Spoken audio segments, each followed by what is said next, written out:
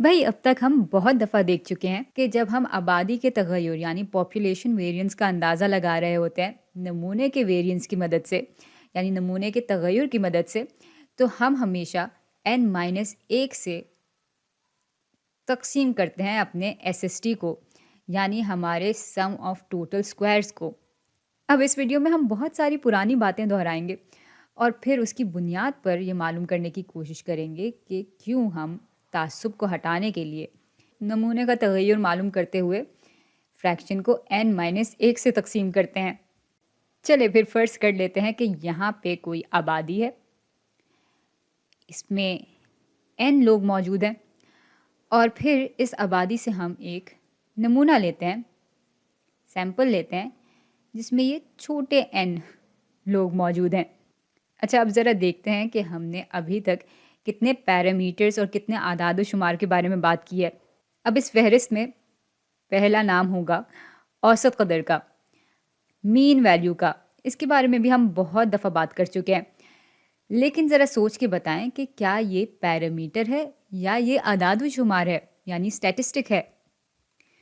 بھئی اگر ہم اوسط قدر معلوم کر رہے ہیں آبادی کے لیے تو اس کو ہم پیرامیٹر کہیں گے یا پیرامیٹر کہیں گے، ایک ہی بات ہے۔ تو آبادی کے لیے یہ پیرامیٹر ہے۔ اور بھئی اگر ہم یہ اوسط قدر معلوم کرنا چاہ رہے ہیں نمونے کے لیے تو پھر ہمارے پاس یہ اعداد و شمار کی صورت میں آ رہا ہوگا۔ اس کو بھی لکھ دیتے ہیں کہ نمونے کے لیے یہ ایک اعداد و شمار ہوگا۔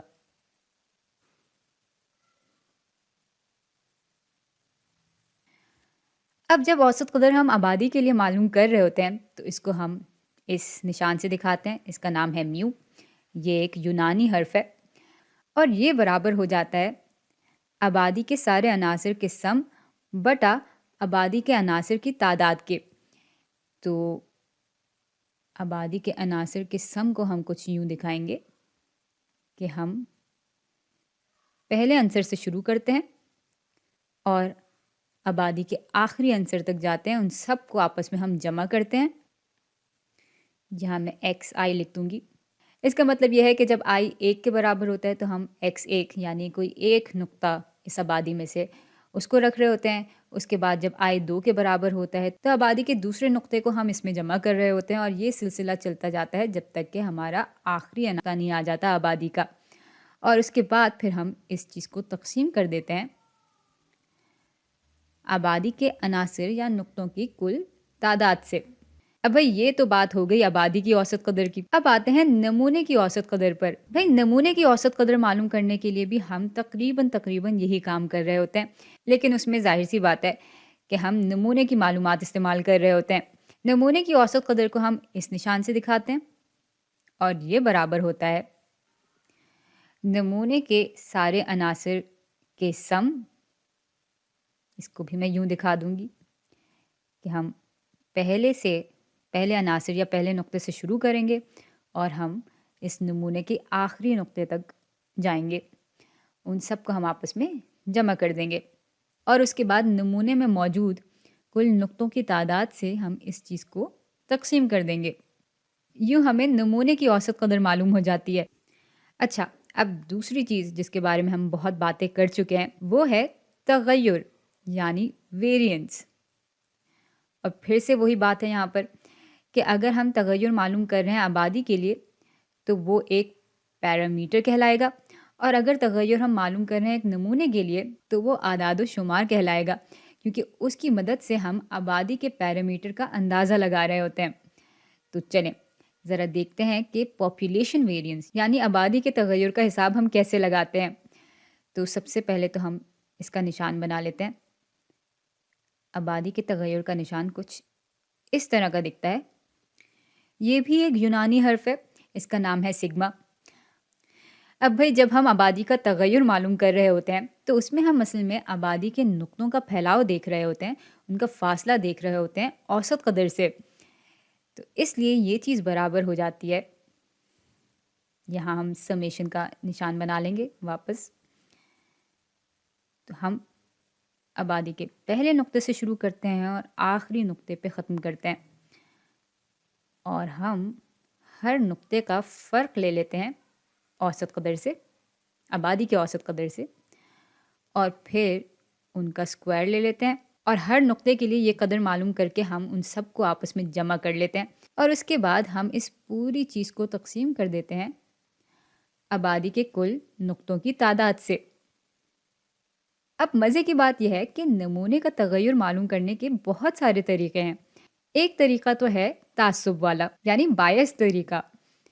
तो इसको हम कुछ इस निशान से दिखाते हैं, और इसका फॉर्मूला बहुत हद तक आबादी के तगय्युर जैसा होता है। फ़र्क सिर्फ इतना है कि ये फॉर्मूला हम नमूनों के नुक्तों के हिसाब से बना रहे होते हैं। इसमें हम नमूने के पहले से लेकर आखिरी नुक्ते का फ़र्क ले लेते हैं हमारी नमूने की औसत कदर से, और फिर हम उन सब का स्क्वायर लेकर उनको आपस में जमा कर देते हैं, और उसके बाद आखिर में हम इस पूरी चीज़ को तकसीम कर देते हैं नमूने के नुक्तों की कुल तादाद से। लेकिन भाई जब हम यूं नमूने के तगय्युर की मदद से आबादी के तगय्युर का अंदाज़ा लगाने की कोशिश करते हैं तो इसमें काफ़ी हद तक तासुब आ जाता है। अब ज़रा देखते हैं कि कैसे बग़ैर तासुब के हम नमूने का तगय्युर मालूम कर सकते हैं, जिसकी मदद से हम आबादी के तगय्युर के बारे में बेहतर अंदाज़ा लगा सकें। भाई बग़ैर तासुब वाले नमूने के तगय्युर में फ़र्क सिर्फ इतना है कि हम इस फ्रैक्शन के ऊपरी हिस्से को, यानी नमूने के सारे नुक्तों का औसत कदर से फ़र्क के सम को हम तकसीम कर रहे होते हैं n-1 से बजाय n के। इसको ज़रा मैं इत्मीनान से लिख लूँ, उसके बाद हम इसके बारे में बात करेंगे। हाँ, तो इस पूरी चीज़ को हम तकसीम कर रहे होते हैं n के बजाय n-1 से। इससे होता यह है कि हमारा जो डिनोमिनेटर है, यानी फ्रैक्शन का निचला हिस्सा जो है, वो छोटा हो जाता है, और इसकी वजह से नमूने के तगय्युर की कदर हमारे पास ज़्यादा आ जाती है। जबकि यहाँ पे चूँकि इसके मुकाबले में फ्रैक्शन का निचला हिस्सा ज़्यादा है, इसलिए नमूने के तगय्युर की कदर हमें छोटी मिलती है। अब मैं आपको ये बता रही हूँ कि इसमें तासुब नहीं होता। इसको लिख लेते हैं, इसमें तासुब नहीं होता, यानी ये अनबायस्ड नमूने का तगय्युर है। और साथ ही मैं आपको बता रही हूँ कि इस फॉर्मूले से हमें तासुब वाला यानी बायस्ड नमूने का तगय्युर मिलता है।